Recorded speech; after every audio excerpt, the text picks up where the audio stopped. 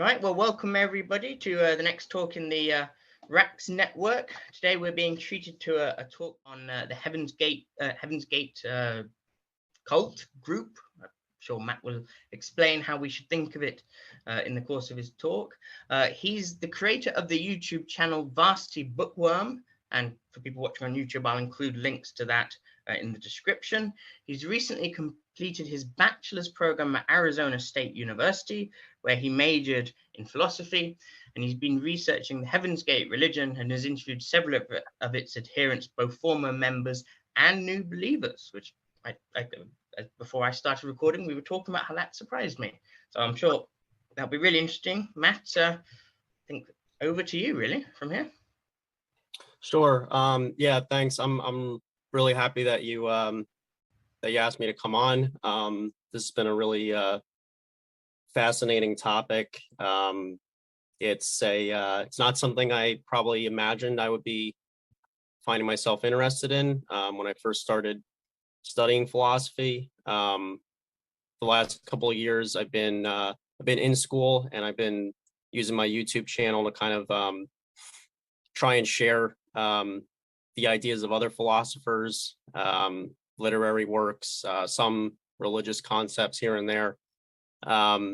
Maybe about 6 months or so, I guess, my research took me in a direction that I couldn't really have planned for when I got in contact with two contemporary believers in the Heaven's Gate religion. Not long after contacting them through a live stream show that they host on YouTube, they announced that they were going to have a public gathering of some sort, which is, if you know anything about Heaven's Gate and you hear that they're gathering, that's something to take notice of. This is actually I don't know if you can see this, but this is the poster that they created for the events. Some of you familiar with Heaven's Gate might notice that it's designed rather similarly to the posters they used to stick up on telephone poles in California, announcing that the UFOs and the prophets of the new millennium were at hand. This was in Savannah, Georgia.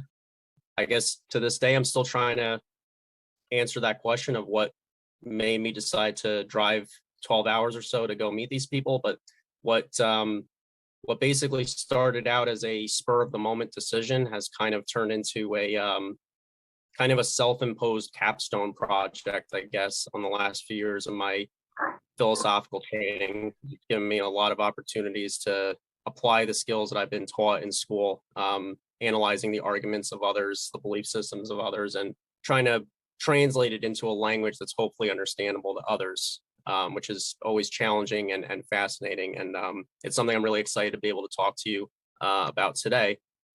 So I did create a few slides, and I'll go ahead and share that now.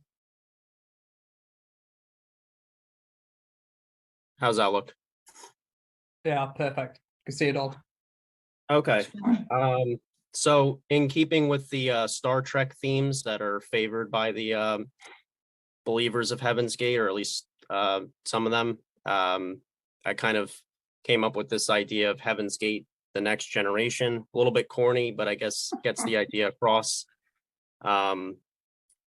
You can see some pictures of the original class on the left. You got Applewhite, Sawyer and Kathy, who I'll talk about, and all the way to the right is Alex, who is the youngest new believer that I've come in contact with. I recently released an interview with him on my channel a couple weeks ago. So I thought a good place to start would be kind of a guiding question. This is from a book called Language and Myth by a philosopher named Ernst Cassirer. And he's basically talking about religious language and religious symbols. It's kind of an obsession of his. I don't necessarily align with where he wants to go ultimately, but I liked this question that appears rather early in this book, and I think it's a good place to kind of start when looking at Heaven's Gate and the development of new religious beliefs. So Cassirer asks, again, he's talking about religious language specifically. he asks, what is it that leads or constrains language to collect just these ideas into a single whole and denote them by a word? What causes it to select from the ever-flowing, ever-uniform stream of impressions which strike our senses or arise from the autonomous processes of the mind certain preeminent forms, to dwell on them and endow them with a particular significance? So I liked this. I was kind of reading this book as I was doing my research on Heaven's Gate. The question I took from that is there any particular, anytime you have a particular expression of the religious impulse, is that specific expression inevitable? Or are there contingencies that are at play? I happen to think that there's maybe a middle ground, but I definitely fall further on the end of there are contingent factors, and we'll talk a little bit about that. But one of the things that I really wanted to stress was that I think this question can be extended, at least a similar version of the question can be extended to not just the Heaven's Gate belief system itself, but to the conversations around the group that have kind of materialized over the last quarter century or so. So for most people, the story of Heaven's Gate begins and ends with the discovery of the 39 bodies dressed in the purple shrouds and the matching black jumpsuits. The task basically begins with the discovery of the bodies and the shocking images. And then you sort of work your way backwards to the beginning, and you have all these different theories and explanations of why did these people do this? Let's go back to the beginning and find out how the ideas came about. What ends up happening is there's a lot of focus on the leaders, and in particular Applewhite, whereas Nettles doesn't really get covered as much. But for me, the story of Heaven's Gate doesn't seem to have, well, I guess it's an open question of whether that really was the end of the story of Heaven's Gate, because many are not aware, like Richard said at the beginning, that many of those who were part of the group at one time or another were not necessarily part of the suicides. And there are some who are still alive that still claim to believe in the teachings of Applewhite and Nettles or T and Doe.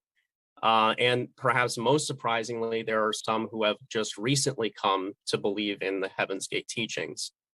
Now, the reason I include this image is I'm reticent to draw focus to just that aspect of it, because that's kind of that, you know, I don't want to defeat the purpose of what I'm trying to do with the kind of approach I'm taking with researching the group.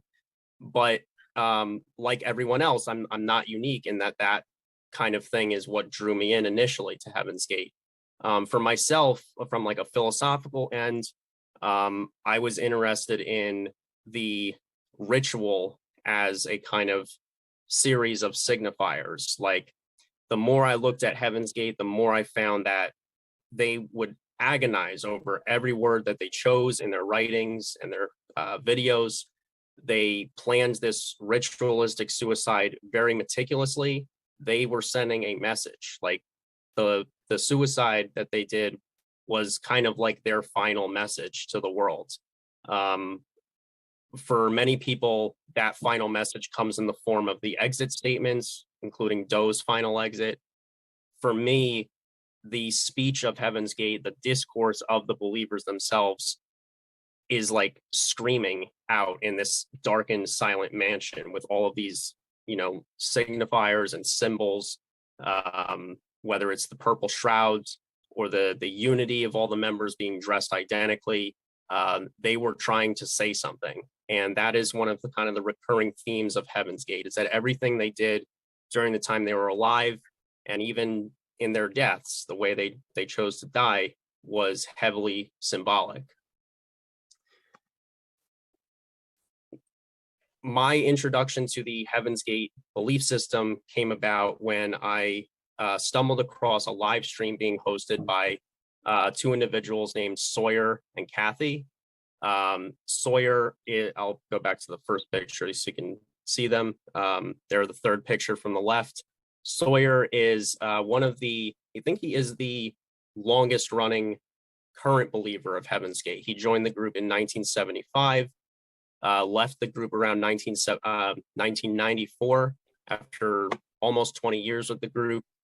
After the suicides, he was on a lot of interviews, kind of talking about how he was glad that he wasn't there. This attitude changed for him. Within a few years, he started reporting having dreams or the sense that he was being contacted by the leaders of Heaven's Gate and fellow members of the class. In particular, a guy who went by the name Soroti in the group. He's actually, he's the guy with the glasses in the middle of the black and white photo. He was a close friend of Sawyer's. The two were partnered on a lot of tasks together. He claims that he and other members of the group were contacting him, and this kind of reignited his faith in the teachings, albeit with certain amendments that maybe were kind of necessary to make, which I'll get into in a bit. Kathy is a relatively recent convert. I know she doesn't really, it's still kind of, she's still trying to figure out how she likes to be identified. So I'm just putting that out there, that there may come a time where she comes out and says, this is how I want to be discussed. But as of right now, that's the term I'm using, but that could change in the future. That's just the best one I can come up with at this time. She interestingly was exposed to the ideas of Heaven's Gate through a documentary, but rather than come away with this impression that the people were crazy, which I would assume was probably the intention of the documentary, or the documentary I'm sure was not trying to evangelize on behalf of Heaven's Gate, but nevertheless her impression was there's something else going on here. There's something that is resonating for me about these people's beliefs, and I want to learn more. And over the course of the next few years, she started getting contact with Sawyer. The two of them now live together. They travel around the country. And over the last few months, they've been hosting these public meetings. I showed the poster earlier. I don't know if it was when you hit recording, so I'll just show it again. And it's supposed to kind of look like the old posters that they used to pin up all over the country, announcing the arrival of T and Do as the new prophets. And the structure of these events is kind of what I want to talk about, just at least briefly. So the first event that they hosted was called Heaven's Gate Reexamined, and I attended this event. So I drove 12 hours or so to Savannah, Georgia, to a place called the Grave Face Museum, which is a murderabilia museum, I guess is the correct term. They have a bunch of true crime artifacts and horror artifacts. The owner of the museum, Ryan Graveface, he is the proud owner of more paintings by John Wayne Gacy than anyone else on earth. He really stressed that in the conversation that I had with him, which was really interesting in itself. He hosted the event. They allowed Sawyer and Kathy to come and meet people at the museum for a couple of hours. It was originally, I think, supposed to be only about an hour, but anyone who has listened to Sawyer talk knows that he is a bit long-winded, which I also struggle with too, and I'll try to keep that under wraps here. The meet and greet ended up running for almost 2 or 3 hours. Then we all traveled to basically a warehouse out on the outskirts of Savannah called the Lodge of Sorrows. We're off to a great start, right? I included an exterior shot of the building just to give people the idea that if you drove by this building in December of 2022, when this event was going on, you would have no idea what was going on inside. It's a very nondescript kind of building.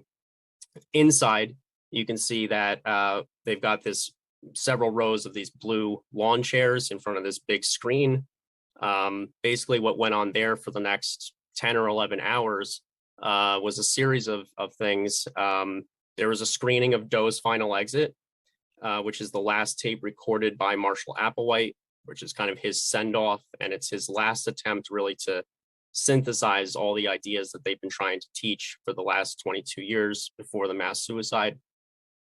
During that screening of Doe's Final Exit, Kathy was actually the one that pointed this out to me. Several people got up and walked out. Kathy claims that some of these people indicated to her that they were uncomfortable with sitting there and watching essentially a cult leader film his last indoctrination tape, so to speak. I suppose that's understandable. After the screening of Doe's Final Exit, there was a Q&A with Sawyer, Kathy, and a man named Professor James Gladman, who teaches at the South Carolina Academy of Design.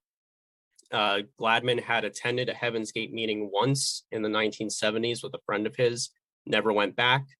Somehow they got in contact with him, and he did a really, really excellent Q&A that if you go onto Sawyer's YouTube channel, which is called 3SPM, stands for Third Rock from the Sun's People's Movement or something. I believe that was the name of a rock band he was in at one point.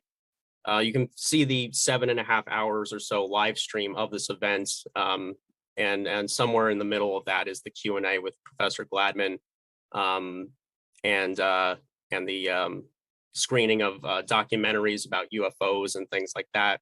There was one weird period during this event that lasted an hour and a half or so, where we were essentially sitting there watching Sawyer go through, I guess, every single photograph he had on his laptop, which ranged from fuzzy photographs of stars and I guess possible UFO sightings, to graphs and so forth that he had created, documents he had written. He's a very prolific writer.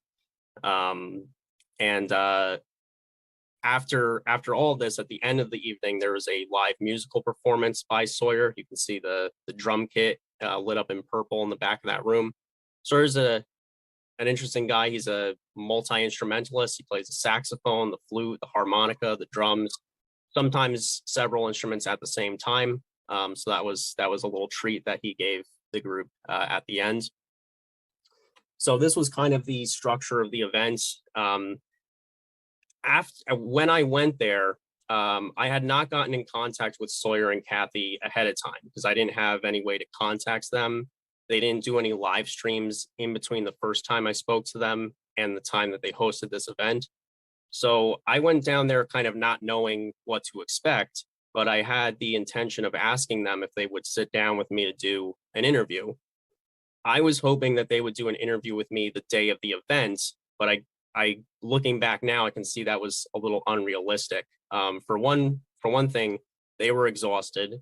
They were busy all day, and there was really no getting Sawyer alone and to talk to him.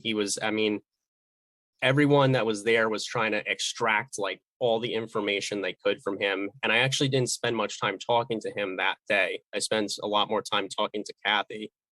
But when I asked her, would you guys want to sit down to do an interview?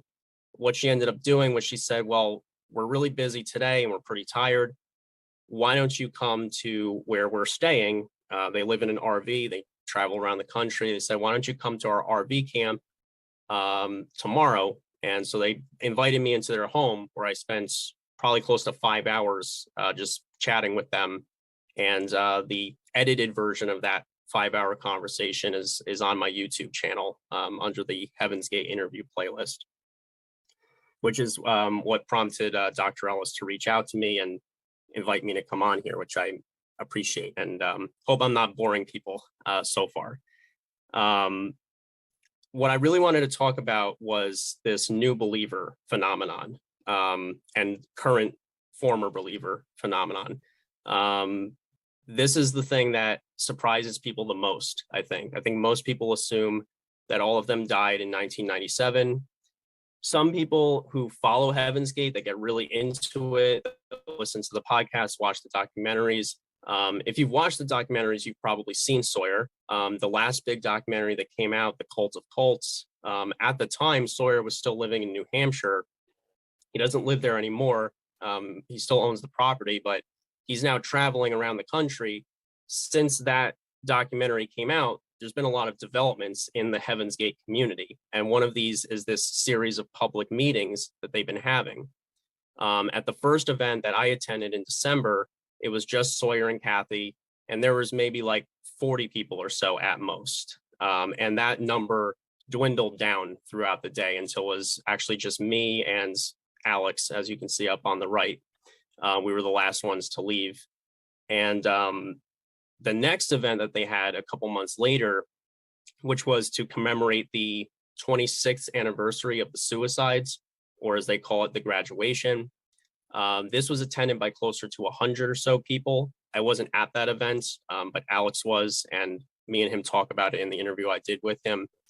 This was kind of the moment where I started to realize that the story of Heaven's Gate is still being written. Because up on the stage, as you see in the center of that picture, you've got 4 current Heaven's Gate believers, 2 of whom maybe a year or so ago could not stand to be in the same room together. You've got Kathy and Sawyer on the left, another former believer named Wanoti in the middle. All the way to the right, you've got a guy named Carloti.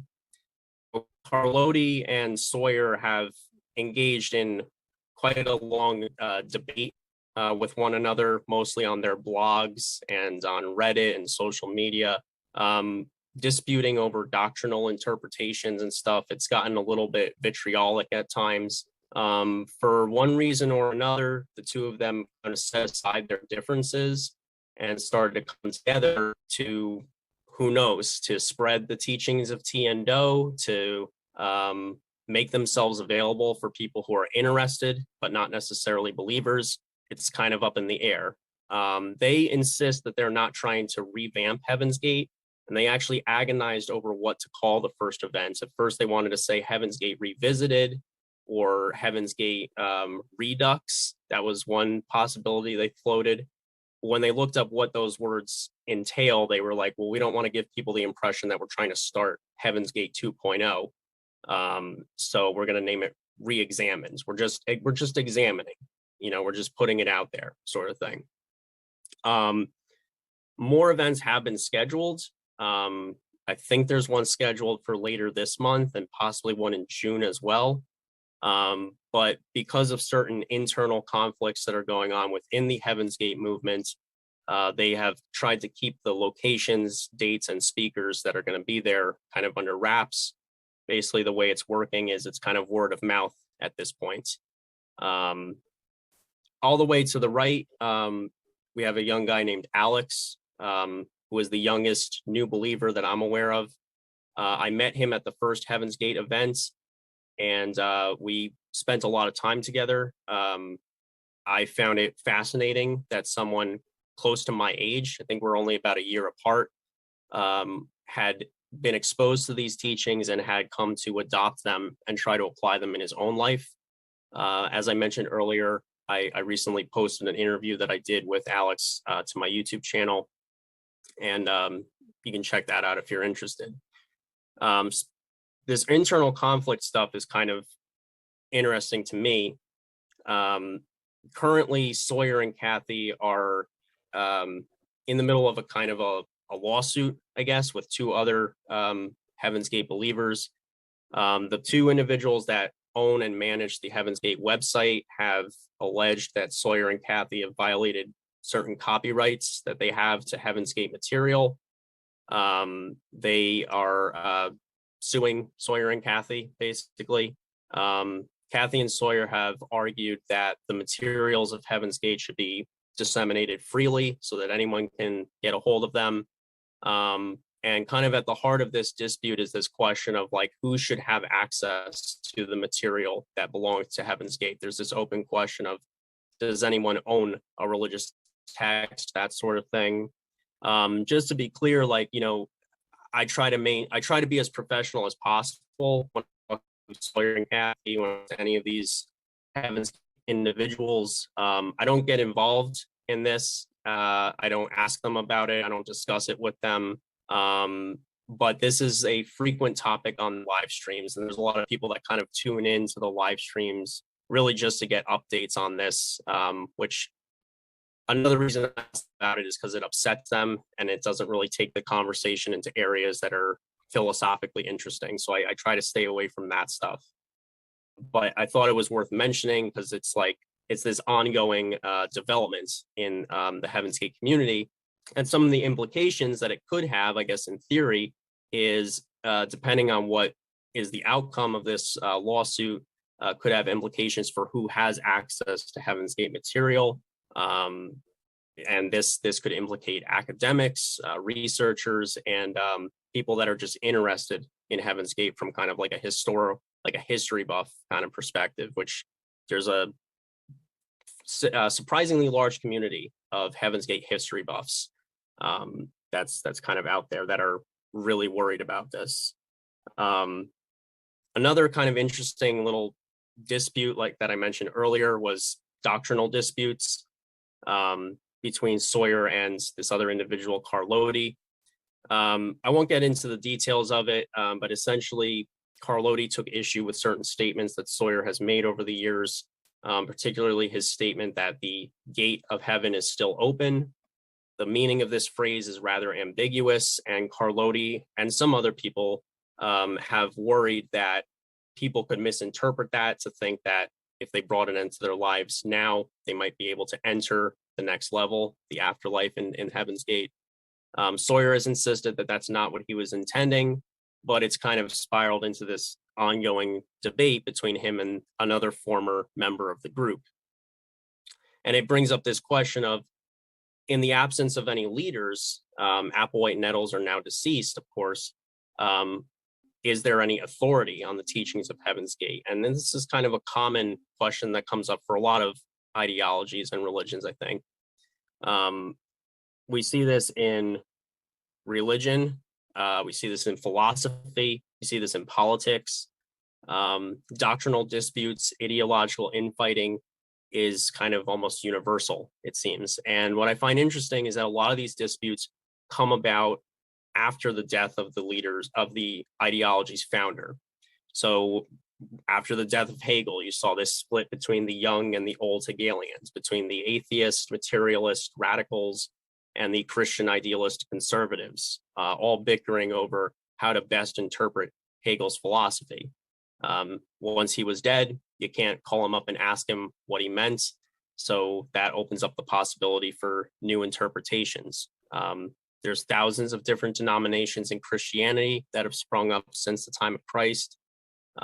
Countless variations of Marx's philosophy, everything from dialectical materialism, which is a contentious subject among certain Marxists in and of itself, all the way down to the positists who infuse Marxist philosophy with UFO philosophy, basically. There's a couple ways we can look at this. One way to look at it is what I call the cynical view, which is if there's a power vacuum, people are always going to try and seize upon that. But another possibility, I think, is that believers in a ideology, a religion, a philosophy, whatever, might just genuinely be interested in preserving what they perceive to be the correct interpretations of their teachings. That might just be genuinely what they are concerned about. And I included a quote from Kelly Cook, the daughter of two deceased Heaven's Gate members, about how much infighting there was in Heaven's Gate, not just after the cult dissolved, but actually throughout the history of the group. And this is one of the most common misconceptions, I think, about Heaven's Gate, was that there was like this hive minds kind of situation where everyone was acting in exactly the same way at all moments. But one of the things that I learned from talking to Sawyer, who spent almost 2 decades with this group, was that even though they really emphasized unity, they emphasized this idea of everyone needs to be progressing spiritually at the same pace. That's what they call their crew mindset, as in like a spaceship crew. One thing that really interested me when I asked Sawyer about this was that on a daily basis almost, the lives of Heaven's Gate members were wrought with all kinds of disagreements, jealousies, rivalries, drama. Conflicts could arise over pretty much anything, from interpretations of T and Do's teachings to interpretations of recipes for what they were going to make for dinner. one of my favorite anecdotes that Kathy and Sawyer shared with me about the group was from a time when Nettles or T was still alive. Somebody had apparently revised her recipe for chili mac, which the group, I guess, liked to eat. There was a recipe card that they had for how to make chili mac, and at some point somebody rewrote it, and apparently in the first iteration of the recipe card that T wrote herself, it called for a specific brand of seasoning called Lowry's. Unfortunately, someone left out this very important detail, and when they started running to the supermarket to prepare their chili mac, they started getting McCormick's. And I'll never forget how Kathy explained this to me just very matter-of-factly. She said, McCormick's is no good. It has to be Lowry's. And it has to be Lowry's because that's what T and Doe decided, right? McCormick's is bad. Not sure why, beyond the fact that T and Doe decided that. But there's apparently a tape from one of the meetings the class used to hold, where T is basically chastising people, saying like, you're not listening to us. We're trying to program you a certain way. And here you are going and getting McCormick seasoning to make chili mac. Absurd, of course. But one of the interesting things about this, from what Sawyer told me, was that everything was seen as an opportunity for growth, even these kinds of conflicts, from the more apparently trivial ones, which to them were not trivial. It mattered what kind of seasoning you used. And the reason Sawyer explained for me was the way they looked at everything they did was it was preparation for going up on the spacecrafts and working with the next level, which involved basically managing the universe, building planets, designing galaxies, and so forth. And the way Sawyer described this to me was, he said, think about it, if you're on a spaceship and you have two vials and you're not sure which one is nitroglycerin, that's going to make a huge difference. And so when he said, when you're not sure what kind of seasoning to use when you make dinner, it's basically, to them, it's the gravity of that situation is really no different from being on the spaceship and working with explosives and chemicals and things like that. This is the way they looked at things. Everything was practice for the next level. But one of the things that he said was that these conflicts were opportunities for growth and development. And in fact, members of the group were often paired together for precisely the following reason. They had opposite personalities, opposite temperaments. Sawyer was often paired with a guy named Soroti, who Sawyer described as highly energetic, super intelligent, very good with the details of things. Sawyer describes himself as kind of laid back, maybe not as quick to respond to things. And he said that that often created conflict between him and his partner in the group, but that this provided immense opportunities for both of them to grow, because one of the things that they emphasized was learning how to deal with these kinds of interpersonal disagreements. Because again, if we're preparing to go up on a spaceship and be in charge of basically building the universe, we've got to learn how to get along with one another. And contrary to what a lot of us might expect, Applewhite and Nettles, T and Doe, Bo and Peep, whatever you want to call them, did not like to get involved in these conflicts. They would rather that individuals learned how to work these disagreements out amongst themselves. And they had various procedures for how that could be done. For example, if you were in an argument with someone, you were expected to either deal with it in the moment or plan to deal with it at a future date. You couldn't just throw your hands up and storm out. That wouldn't be considered appropriate. They had all these rules and procedures for how to deal with interpersonal conflicts. Because for them, again, everything is preparing for this role that they're going to play on the spacecrafts in the future. And while they're on Earth, they need to be practicing for what that's going to be like. So it was really important from their perspective to learn how to handle these unexpected problems on the fly.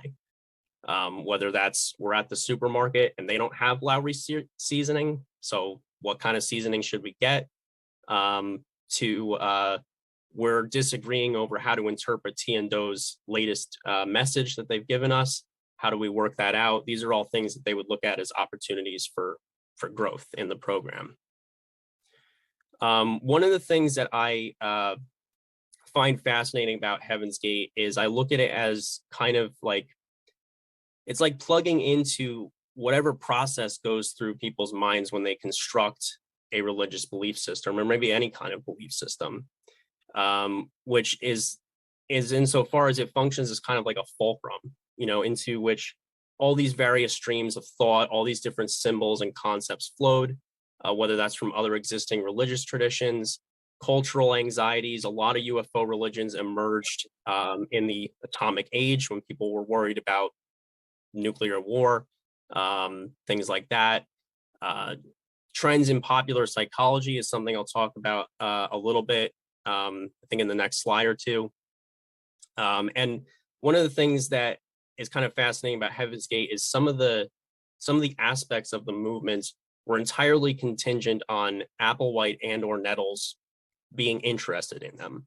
So one of the questions people ask all the time is, why did they use the names T and O? A lot of times we go through what I call the Heaven's Gate effect, where on the one hand, yes, everything they did was imbued with immense significance and meaning. But on the other hand, there were some things they did that were just kind of random almost. One of the reasons that they picked the name T and Do was because Nettles was kind of obsessed with the film The Sound of Music. There's the song Do, Re, Mi, Fa, Sol, La, Ti, Do. They actually recorded a rather interesting rendition of that song when the class was alive. They replaced the lyrics with doctrines related to the Heaven's Gate teachings. I think you can find the audio of that on YouTube. It's called When You Know T and O. The Star Trek references, they liked Star Trek. One of the examples of this is the black sneakers. Everyone asks, why did they wear black Nike sneakers? And we expect that there's going to be this big revelation, right? This big secret meaning behind it. As it turns out, the reason they got these sneakers and all wore the same ones is because they got a good deal on them. Apparently, they found a store that would sell them these sneakers in bulk, and they liked to be frugal. Apparently, I recently heard that when they bought all these sneakers, the guy at the shoe store asked Applewhite if he was starting a basketball team, and his response was something like that. In doing so, in taking all of these disparate elements, my view is that they were doing something more than just mashing different things together. I think that they were taking different concepts and different ideas and kind of making them their own. They were playing an active role in the construction of their belief system rather than just passively receiving the orthodox or traditional interpretations of what they were exposed to. They were giving meaning to these things that they were observing, whether it was UFO phenomena or the teachings of the Gospels, or this emerging concept of sex addiction, which is something that I'll talk about a little bit. And I want to really emphasize that this was not just true of the leaders of Heaven's Gate. This is also true of the followers. One of the things that I really got from Sawyer was that individual members of Heaven's Gate all went through these phases where they would question and doubt and even argue with each other, with the leaders of the group. And this was not necessarily grounds for dismissal right away. This was also seen as an opportunity for growth. And I think that that's really important to stress, because when people think of Heaven's Gate, when they think of groups that are historically called cults, they assume that any kind of disagreement is going to be grounds for punishment or dismissal. Now, with that said, Applewhite and Nettles demanded total adherence to their teachings, but they also understood that from their perspective, they had to reprogram people's minds first. And this, of course, brings up questions of things like brainwashing. One of the most revealing things that Sawyer told me when I met with him was that Applewhite and Nettles would say to them, "We wish we could brainwash you. Like, we just can't. But if we could, believe us, we would." And when I asked Sawyer what he felt about that, he said, I would have loved that. That would have made things a lot easier. So make of that what you will. One of the things that I've been recently getting really interested in is the kind of the development of like 12-step movements, in particular, the Sexaholics Anonymous movement and the Heaven's Gate movement, because the concept of sex addiction, like as a thing, kind of emerged almost in tandem with the developments of the Heaven's Gate movement. In a document called Anonymous Sexaholics Celibate Church, which was a name that the group went by briefly at one point in the 70s or 80s. They described sex as an addiction. This is not a concept that has been with people forever. The medicalizing of, basic human problems is a rather recent phenomenon. It's something we see emerge in the 20th century. And the 12-step movements are a big part of that. So this is not something that I necessarily have many answers for at this point, but it's something I wanted to bring up to the group as something that I'm hoping to maybe study a little bit more, because I think there are some similarities between the way that the 12-step movements originated and the way that the Heaven's Gate movement originated. And one of these aspects is there's this idea of a group of individuals who've decided to take charge of the conversation that's being had around their particular problem. When Alcoholics Anonymous was founded, one of the things they set out to do was, we want to change the conversation around problematic drinking. We want to change it from this idea of a moral failing or a lack of willpower. We want people to see it as a disease, with the assumption being that looking at something like that as a disease would elicit more empathy and perhaps more effective solutions. And I wonder if Heaven's Gate was doing something similar, or whether they were sort of capitalizing on this emerging medicalization of sex addiction, which is in itself kind of a controversial concept even today. I know a lot of people have brought up the relationship between Heaven's Gate and Christianity. I know that Dr. Zeller in particular has emphasized the Christian connections, which is super important to do, because lots of people who are aware of Heaven's Gate's existence really have no idea just how important the Bible was to them, albeit their own rather unconventional interpretation of it. One area in particular that I've been really, really interested in is the way that they used certain verses of the Bible to justify celibacy and ultimately castration in the case of certain members, at least. And as I started researching like the history of castration as a concept, even within the Christian church and within other religions, one thing that I found that was common was this decision to interpret the so-called eunuch verses literally, where Christ says there are some who have made themselves eunuchs for the kingdom of heaven. For those who can receive it, let them receive it. The vast majority of ordinary churchgoers, theologians, Bible scholars, have insisted that this verse was not meant to be taken literally. With that said, throughout history, there have been sects within Christianity that have taken it literally. Heaven's Gate is not unique in that respect. Going all the way back to the 2nd century even, we see people like Justin Martyr writing to young believers who want to be castrated with this verse in mind. And he's kind of telling them, like, relax, we don't want you to do that. So this is kind of an interesting problem I see, because on the one hand, Heaven's Gate is insisting that they are in fact an updated version of Christianity, but many of the ideas they come up with and the way they interpret Christian doctrine is, for probably the vast majority of Christians, is not correct. But then again, this brings up that question of who gets to say what a correct interpretation is, right? Maybe that's a bit cliche, but it's kind of an unavoidable question, I think, in this context.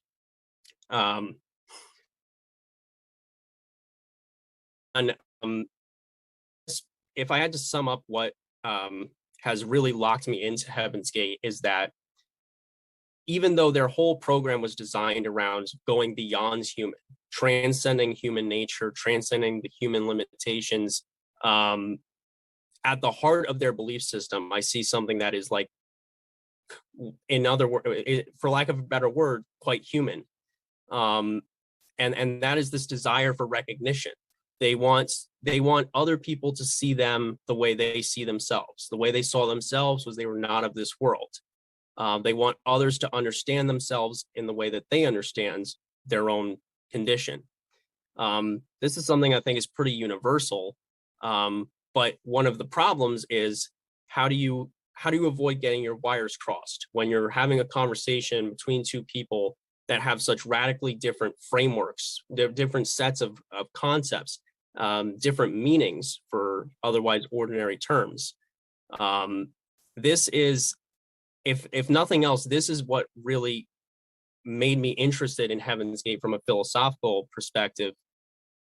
And it was actually not long after I met Sawyer and Kathy that I believe I sent a rather panicked email to Dr. Ellis, where I was declaring that philosophical discourse is impossible because people just have such different ideas and different interpretations. And his response was kind of revealing because he found my message to be itself quite indecipherable. Maybe I shouldn't send panicked emails to people at 3 o'clock in the morning. But I thought that was kind of poignant because what it came down to was this idea I had reached, which I think a lot of people reach in their philosophical reading, which is this idea of we've got all these great ideas, great thinkers, but then when I try to talk about it with other people, they don't understand what I'm saying. And sometimes I don't understand what I'm reading. And this is like a perennial problem within philosophy that I see kind of reflected in Heaven's Gate. So in other words, I feel like in Heaven's Gate, we see this problem of trying to convey other people's ideas in a way that other people can understand. Now, in their case, they're trying to convey these instructions that they get from these advanced extraterrestrials in the next level.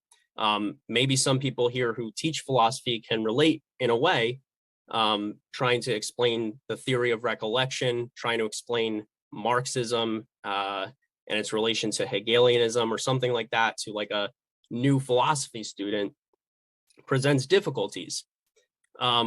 One of my favorite lectures was given by a University of Chicago writing professor named Larry McCarney. He comes up with this concept called vertical reading and horizontal writing. And he's lecturing to grad students and he's trying to get them to improve their writing. And this idea of vertical reading is that when readers who are not familiar with your subject are trying to make sense of your work, they're starting out with this idea that they have, trying to relate it to your text.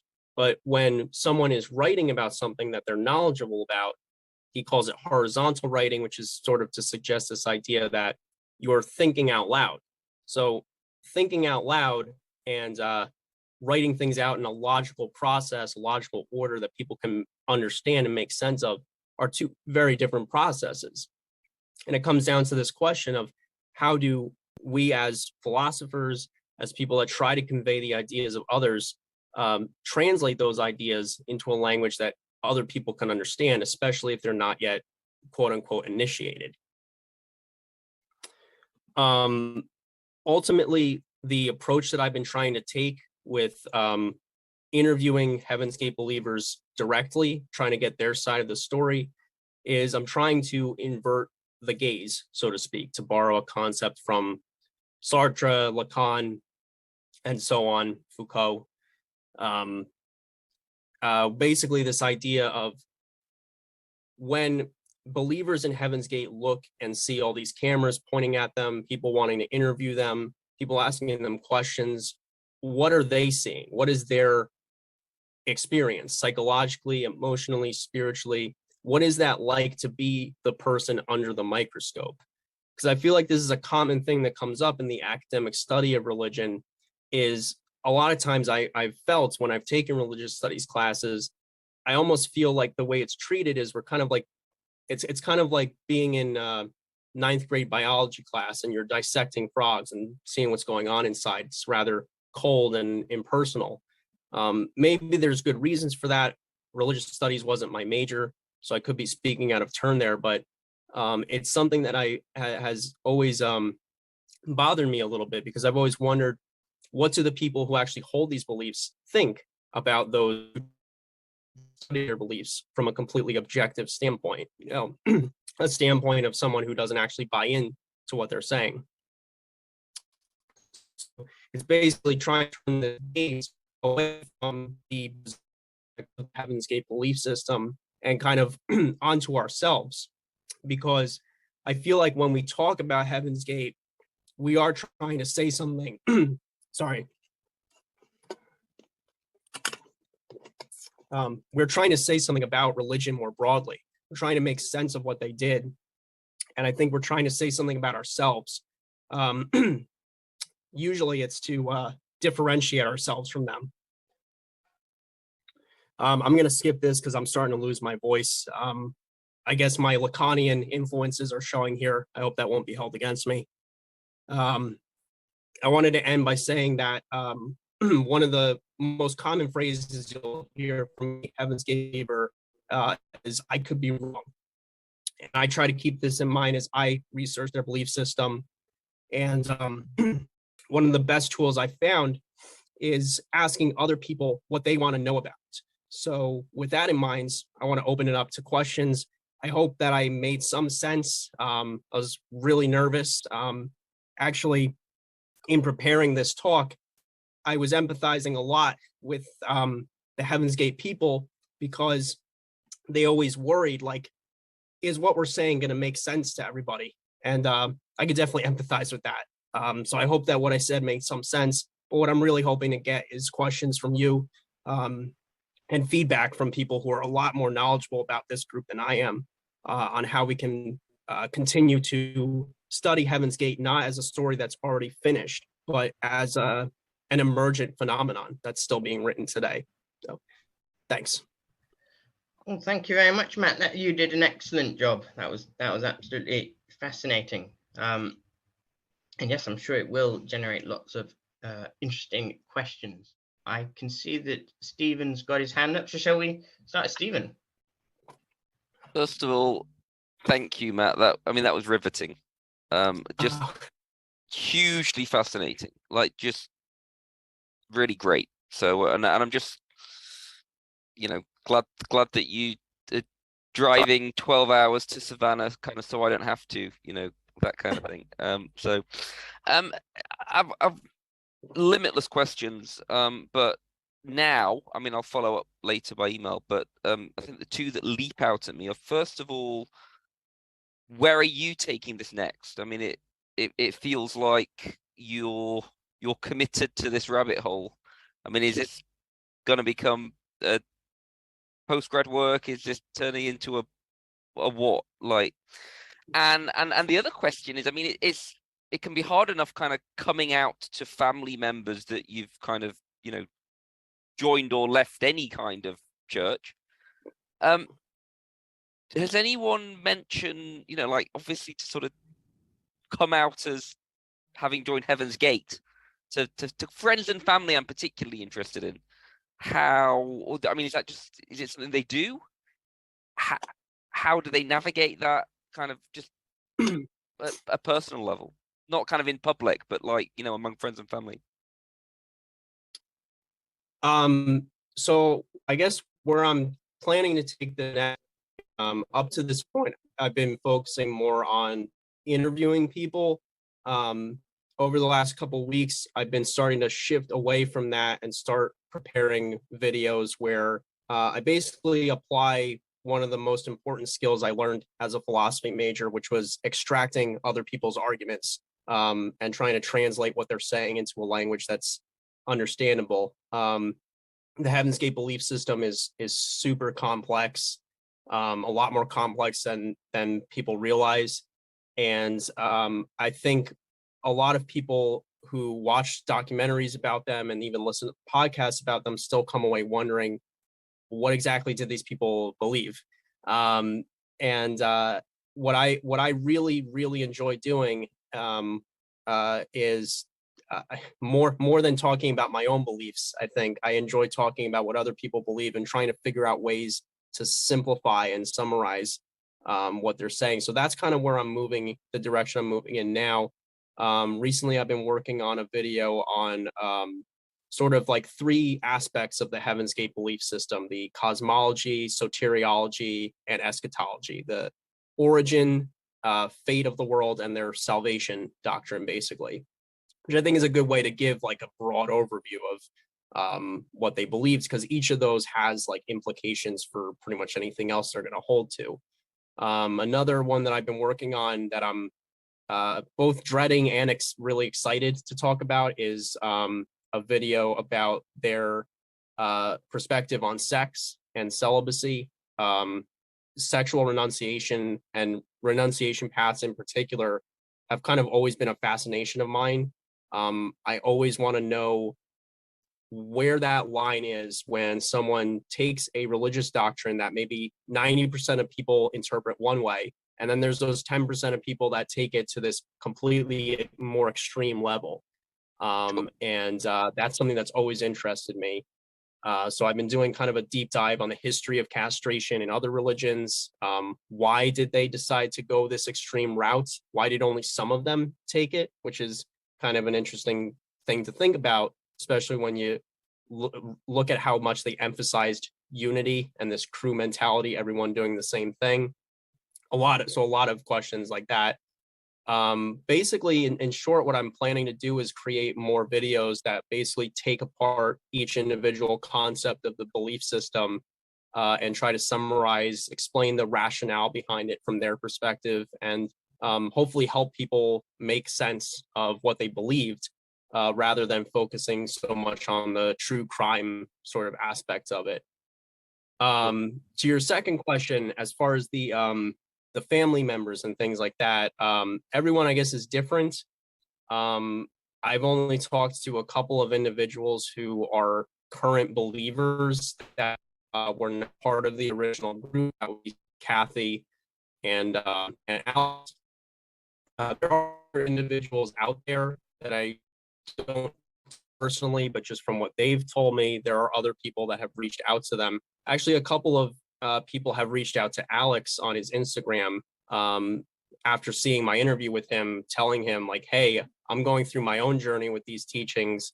Can you give me what's your experience with it? This is not my intention. I'm not trying to spread the message of tea and dough. I think I try to make it clear to the people that I interview that I'm not a believer in Heaven's Gate myself. But one of the interesting things is they actually never ask. You know, not once did Kathy and Sawyer ask me like, "Are you down with what we're saying? Like, are you a believer?" Because I don't think they really care. They want people to believe because they want people to benefit from what they've experienced. But they're the kind of people that they will sit down with someone who they know is not going to present their ideas in a positive light. And Sawyer's had that happen many times, where he sits down and people take his words out of context and try to make him sound crazy or something. But he keeps doing it because from his perspective, he's like, I don't care, as long as I'm getting the information out there, people will make of it what they will. And I think people like Kathy and Alex are proof of that. You know, they're people who were exposed to the same narrative that all of us are exposed to about Heaven's Gate, and they took it in a very different direction than most of us do. As far as the family members and coming out sort of thing, it's an interesting question. I have talked to them a little bit about it. Again, this is just 2 individuals, so it could be completely anecdotal. But what they've told me is that they are not pushy with their beliefs. But one thing that they all kind of do is they wear these shirts on pretty much a daily basis. Kathy and Sawyer wear these shirts with the Heaven's Gate logo on it. Alex wears Heaven's Gate shirts that he creates himself, actually. He's actually really, really talented artist and musician. He designs his own shirts and wears them to work. He told me that over the last few years, he's only had one person ask him about the shirt, though. So I guess maybe not everybody knows the Heaven's Gate iconography. he's told me that there are some family members he has that are concerned, but he doesn't discuss his beliefs with everyone, which is why I appreciate when these people do come onto my channel and talk to me. It's something that I do appreciate, because I understand that, yeah, for most people, this belief system is very bizarre, and it's, that would be the extent of what I could say about that, I guess. I hope that that answers it. Thank you. Great. Mm-hmm. I think Ben had his hand up first. I Ben? did, yes. I'll try not to monopolize the conversation with too many questions, but first of all, you should be commended for continuing the research in Heaven's Gate into the present, post 1997. I'm glad you're doing this research, and I'm glad that you drove again many hours, so I didn't have to see what's going on with these contemporary meetings. I actually find it really fascinating that the meeting you referred to took place in a sort of a true crime museum, because that really reflects the framing of Heaven's Gate and sort of the public memory of Heaven's Gate.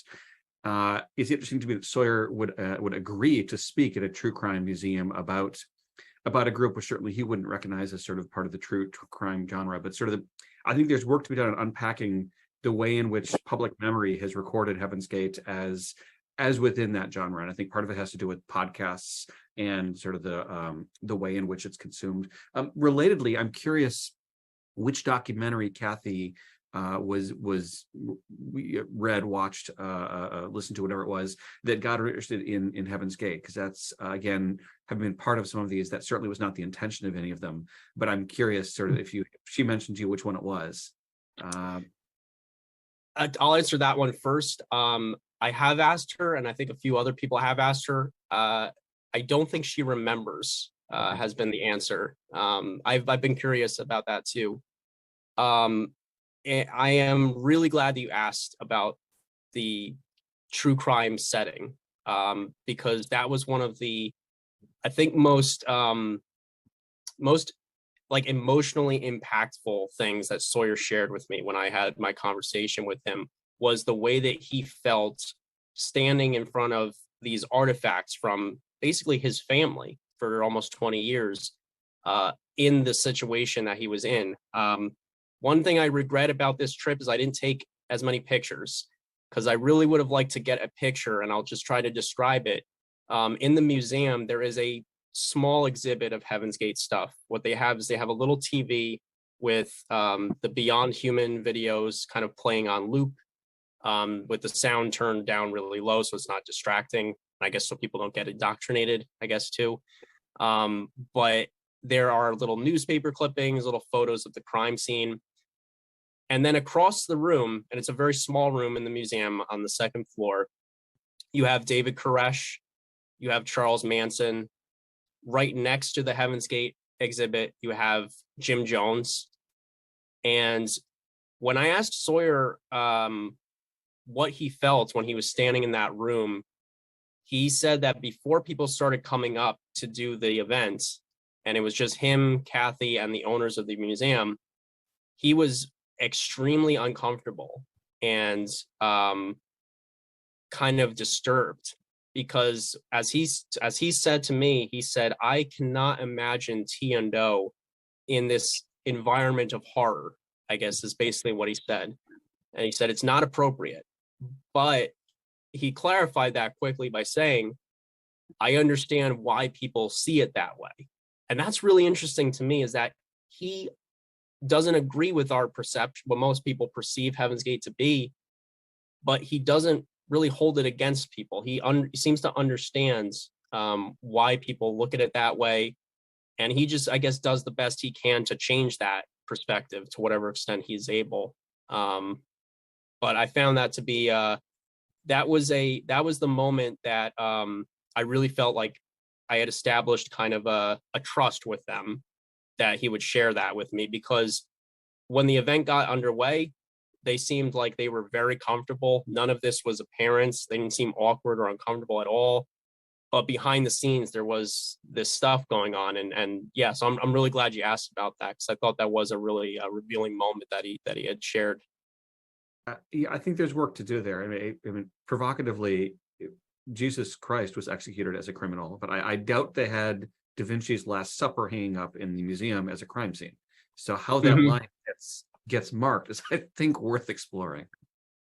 That's a good point. Yeah. Can I say something? Hello. Yeah, Margaret, if you've kind of got a follow-up question, and then we can go over to Dave after that. Yeah. Yep. Can yeah, I say? Margaret. Oh yeah, I didn't know whether I was going to talk over somebody. I just wanted to make a comment about your methodology, which is extremely laudable in a lot of ways. Thank you. My doctorate is in cultural anthropology, and I learned a method that's very much like what you're using. It's called participant observation. And I just wanted to give a little bit of caution, though, because I remember the professor that kind of rooked me into this whole field of anthropology at 18 years old, told a story about when he came back from his participant observation for his dissertation. We had gone to the rainforest in Brazil and done work with one of the most primitive tribes, really, then on Earth. And he was from Yale University, so he went back to New Haven to write up his dissertation. And he got stuck in the middle of the road. In other words, he tried to cross a street, and all of a sudden, had this kind of reverse culture shock, and didn't really know where he was. So one can get in very deep, is what I'm saying, to these topics. And I just want you to take care of yourself, as you go along, because be sure that you get in as deep as you want, but don't get in so deep that you cross over into becoming one of them, unless you really want to, of course. That's your choice. But, it's awfully easy if you do intensive field work. I mean, I've done it. Your head changes. You become one of them. And you have to go back home and write your notes down on your toilet paper, right? And or take your toilet paper out of your purse, right? Because you've written them on at the event that you just went to. So be careful and take care of yourself. Make sure that you have somebody to talk to about your experiences as you go along.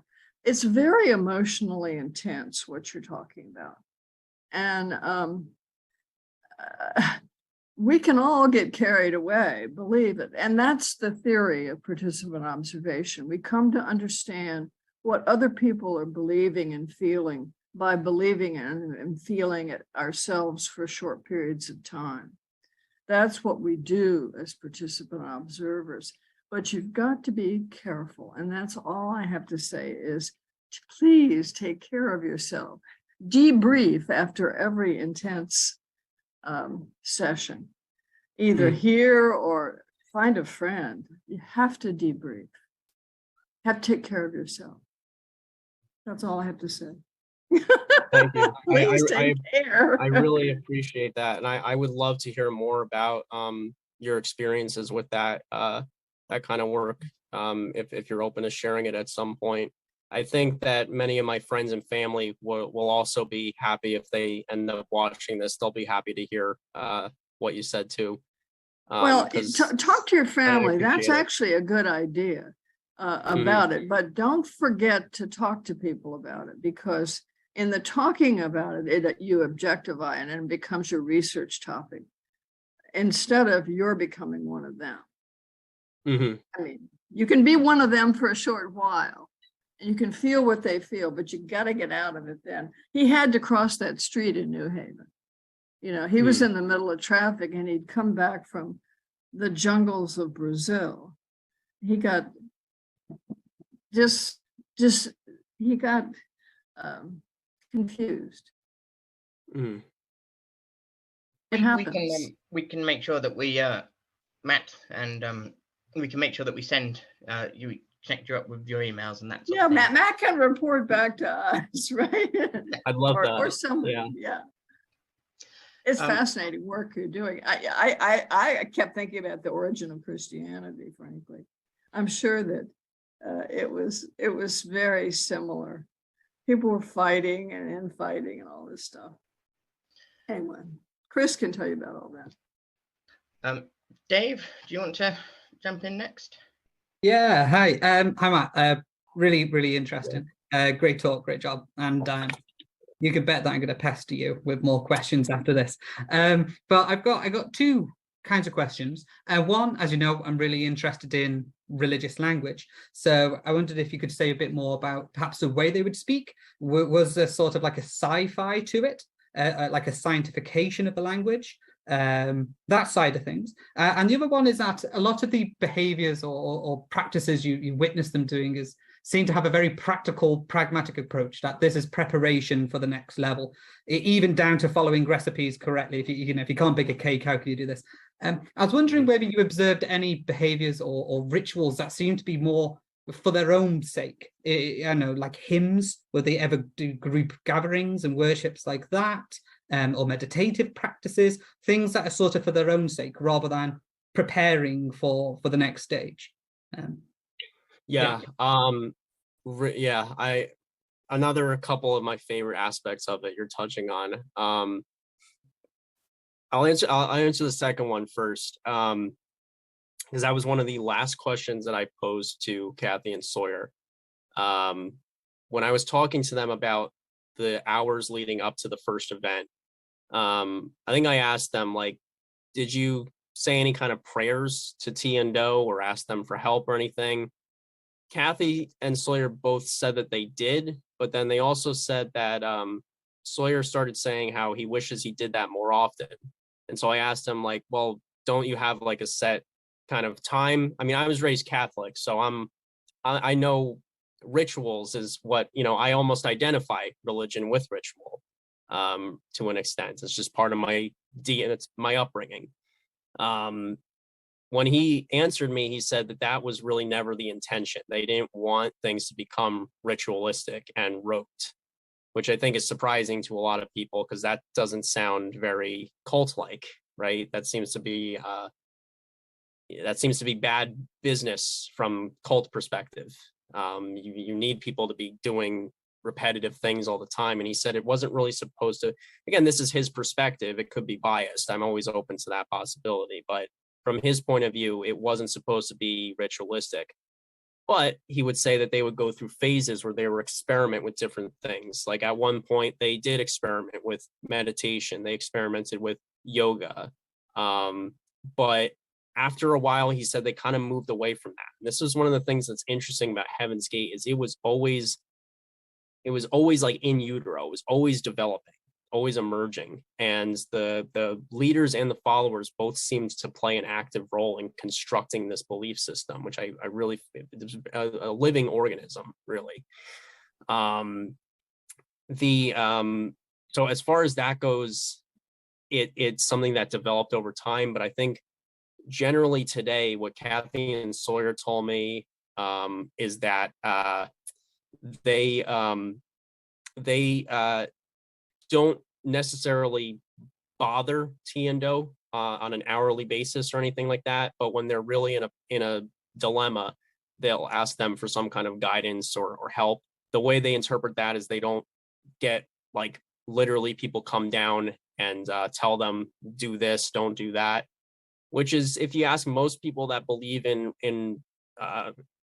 some kind of religion that involves praying to a deity, they'd probably say something similar. Most Christians that I know of don't believe that Jesus comes down and tells them what to do with their day, but they pray to him and ask him for guidance, and they get that in whatever way they choose to interpret.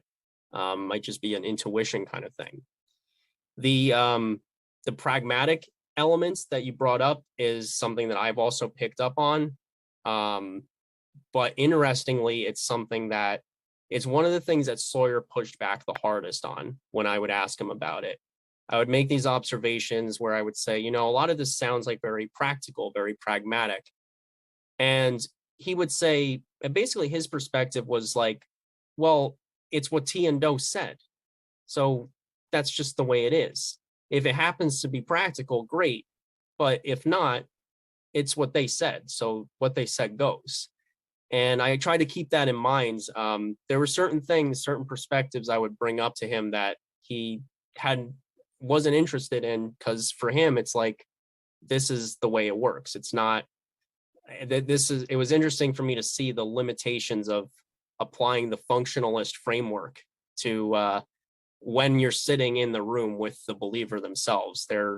For them, it's not about meaning or function or purpose. It's about truth from their point of view, which I find kind of interesting. As far as the language thing, it's another thing that really interests me. It's a kind of term substitution thing. It's not always necessarily scientifically oriented. One of the things that they are most well known for is replacing the word body with the word vehicle, which I know is something you and I think talked about in the conversation we had after I got back. Because I brought up, like, there's certain spiritual teachers that are grounded more in Hinduism that I've listened to, Ram Dass being one of them. I have heard Ram Dass numerous times use that exact same metaphor. I'm not dying, I'm just leaving my body. It's no big deal. Down to like the same kind of analogies you hear some people use. It's my body is a vehicle. It's like my car. I don't identify with my car, that sort of thing. And it's that question of where do you draw the line?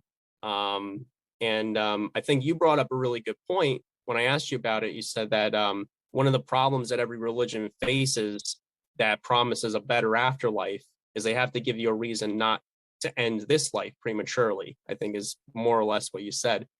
And for one reason or another, Heaven's Gate didn't do that. They didn't bake in an incentive to stay here.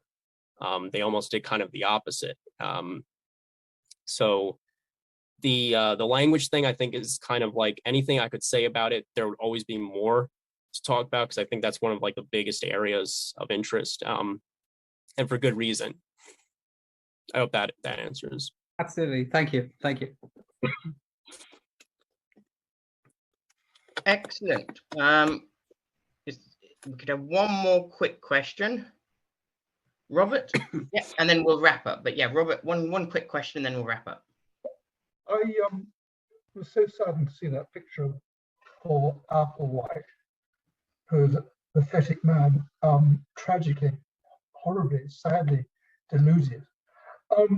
My thought was also derived from that, or similar to that, was that he one of the pertinent facts about studying a religious group like that, I think, is whether a vitally important fact about any religion, in fact, is whether it's true or not. And the fact is that, sadly and pathetically, this was a terribly misguided exercise, which had the most terrible, tragic, pitiful results. And I was rather shocked, in fact, at the objective, relativistic way in which, not objective, but the relativism seemed to colour completely your analysis. It was just one lifestyle choice amongst others. And of course, it is a lifestyle choice amongst others. But the vital question is, the pertinent question is, whether it's a right lifestyle choice or a wrong one. And as a final point, the lady who said that she thought the origins of Christianity were like the origins of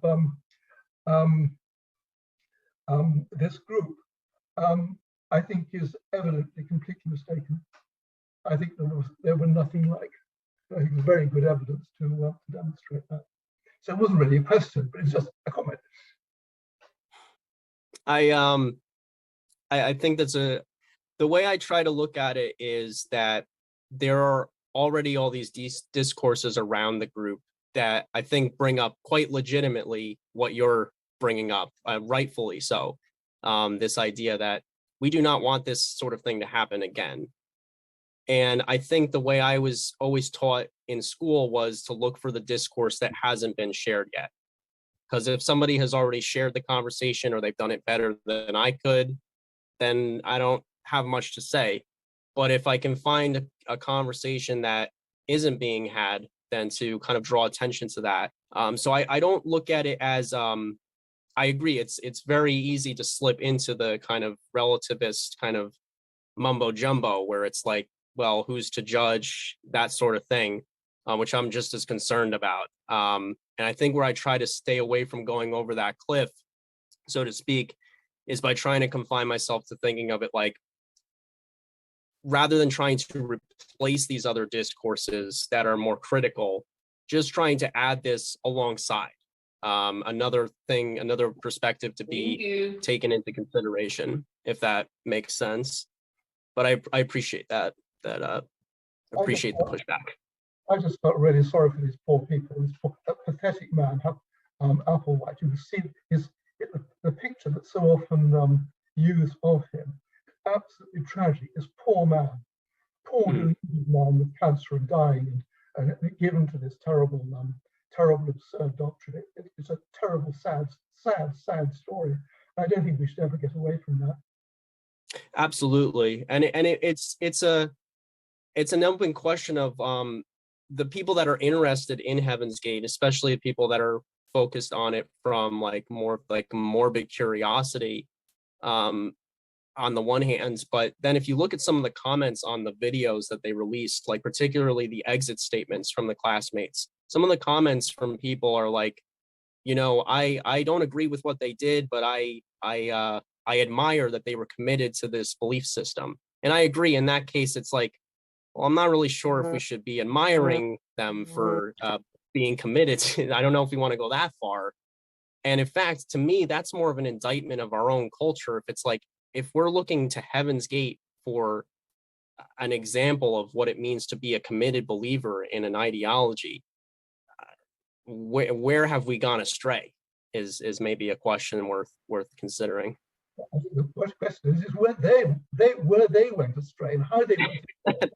Yeah, that's true. These pitiful follies. I really think that one should ought to have a feeling of pity for these poor people, and I think that should colour one's connection and relationship with them and in any investigation of them. I think we'll have to continue this offline via emails and so on and so forth. But Matt, thank you again for that. That was an excellent talk and excellent questions, everybody, and you answered them all really insightfully, Matt. I will say goodbye to our YouTube people watching on YouTube and stop recording, and then we can drift off as we wish. So everybody watching on YouTube, thank you for joining us. Don't forget to like and subscribe, and do be sure to check out some of our other videos which you can find on our channel.